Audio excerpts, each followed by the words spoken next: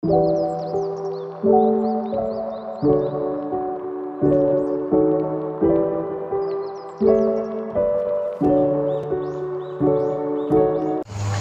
teman-teman, saat ini kami akan memenuhi tugas ujian akhir semester dari mata kuliah Keperawatan Komunitas 2.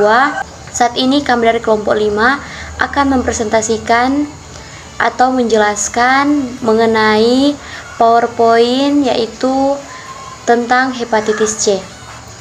Kami beranggotakan kelompok ada 7 orang. Yang pertama, Freysile Lunaung dengan NIM 1914 2010 174. Yang kedua, ada Serin Lempoy dengan NIM 1914 2010 192. Yang ketiga, ada Tirsa Pantou dengan NIM 1914 2010 188.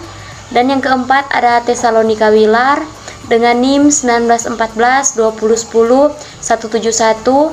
Yang kelima, ada Yemima Sumolang dengan NIM 1914 2010 183. Yang keenam, ada Dela Ayu Ramadhani dengan NIM 1914 2010 170. Dan yang terakhir, ada Paula Lukas dengan NIM 1914 2010 187. Simak video penjelasan kami. Yang pertama, saya akan menjelaskan mengenai pengertian dari hepatitis.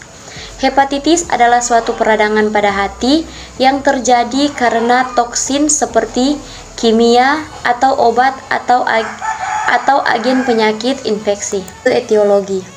Menurut Soema Harjo dan Gunawan 1999, penyebab hepatitis C adalah virus hepatitis tipe C.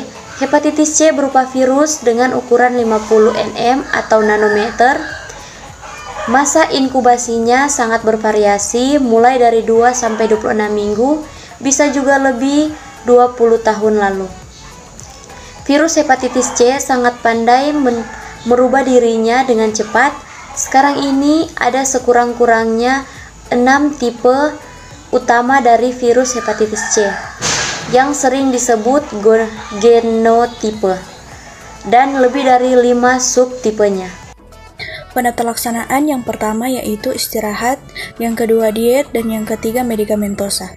Selanjutnya manifestasi klinis, masing-masing stadium menurut Arif Mansyur DKK 1999, yaitu yang pertama stadium praikterik yang berlangsung selama 4-7 hari, dan yang kedua stadium ikterik yang berlangsung selama 3-6 minggu, dan yang terakhir stadium pasca ikterik yang berlangsung selama akhir bulan kedua. Pemeriksaan diagnostik. Ada 5 jenis pemeriksaan yang dilakukan seperti di bawah ini. Yang pertama, pemeriksaan pigmen, kemudian yang kedua pemeriksaan protein, kemudian yang ketiga pemeriksaan serum transferase dan transaminase, kemudian yang keempat pemeriksaan radiologi, kemudian yang terakhir pemeriksaan tambahan. Kemudian komplikasi, yang pertama kanker hepatoseluler, kemudian yang kedua gagal hati, kemudian yang ketiga anemia aplastik, kemudian yang keempat sitosis, kemudian yang kelima hepatitis berat, kemudian yang keenam nekrosis hepatik masif, kemudian yang ketujuh status karir atau infeksi virus persisten tanpa gejala, kemudian yang terakhir penyakit hati kronik pada 50% pasien dengan hepatitis C. Prognosis. Pengobatan pada penderita hepatitis C memerlukan waktu yang cukup lama, bahkan pada penderita tertentu hal ini tidak dapat menolong. Untuk itu perlu penanganan pada stadium awalnya. Sebanyak 85% dari kasus, infeksi hepatitis C menjadi kronis. Sekitar 20% pasien penyakitnya berkembang sehingga menyebabkan sirosis hati atau kanker hati. Diagnosa keperawatan. Yang pertama, 1. Defisit nutrisi berhubungan dengan ketidakmampuan mengabsorpsi makanan ditandai dengan kegagalan masukan untuk memenuhi kebutuhan metabolis karena anoreksia, mual, dan muntah. Diagnosa yang kedua yaitu gangguan rasa nyaman atau nyeri berhubungan dengan gejala penyakit ditandai dengan klien tampak merintih, mengeluh sulit tidur, gelisah, mengeluh tidak nyaman pada bagian perut, kuadran kanan atas, pembengkakan hepar yang mengalami inflamasi hati, dan bendungan vena porta. Intervensi keperawatan yang pertama, defisit nutrisi berdasarkan ketidakmampuan mengabsorpsi makanan dengan kegagalan masukan untuk memenuhi kebutuhan metabolik karena anoreksia, mual, dan muntah. Yang bertujuan setelah diberikan asuhan keperawatan selama 24 jam, nutrisi klien terpenuhi berdasarkan dengan kriteria hasil menunjukkan peningkatan berat badan, mencapai tujuan dengan nilai laboratorium normal dan bebas dari tanda-tanda malnutrisi.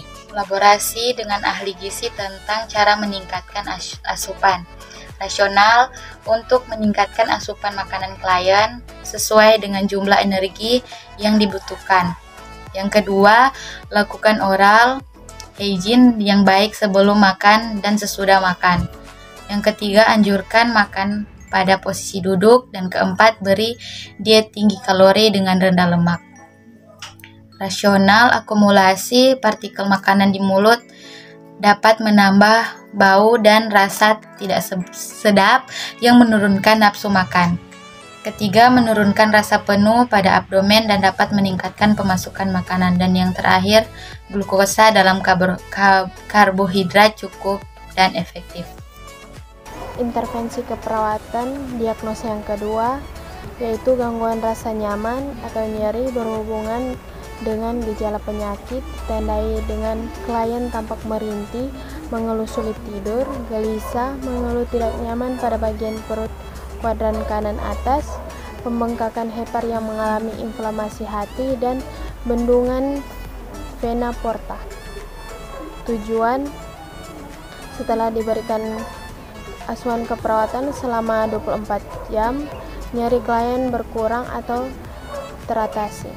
Dengan kriteria hasil menunjukkan tanda-tanda nyeri fisik dan perilaku dalam nyeri atau tidak meringis, kesakitan, menangis, intensitas, dan lokasinya. Tindakan intervensi yang pertama dilakukan yaitu memonitor respon individu terhadap hipnosis diri mengenai intensitas nyeri. Rasionalnya, nyeri yang berhubungan dengan hepatitis sangat tidak nyaman, karena itu melakukan pendekatan kepada individu yang mengalami perubahan kenyamanan nyeri agar lebih efektif mengurangi nyeri. Tindakan intervensi yang kedua, berikan informasi akurat dan jelas penyebab nyeri, tunjukkan berapa lama nyeri akan berakhir. Rasionalnya, menjelaskan kepada klien mengenai nyeri yang dirasakan, dan jika dilakukan perawatan dengan baik, maka cepat membaik. Tindakan intervensi ketiga, kolaborasi dengan dokter pengguna analgesik yang tidak mengandung efek hepatotoksik. Rasionalnya, kemungkinan nyeri sudah tidak bisa diatasi dengan teknik untuk mengurangi nyeri. Implementasi diagnosa pertama, A. Mengkolaborasikan dengan ahli gizi mengenai pemberian asupan makanan klien. B. Lakukan oral hygiene yang baik sebelum makan dan sesudah makan. C. Menganjurkan makan pada posisi duduk. D. Memberikan diet tinggi kalori dan rendah lemak. Diagnosa kedua, menunjukkan dan memonitor klien, penerimaan tentang responden klien terhadap nyeri. B. Memberikan informasi dan penyebab nyeri. C.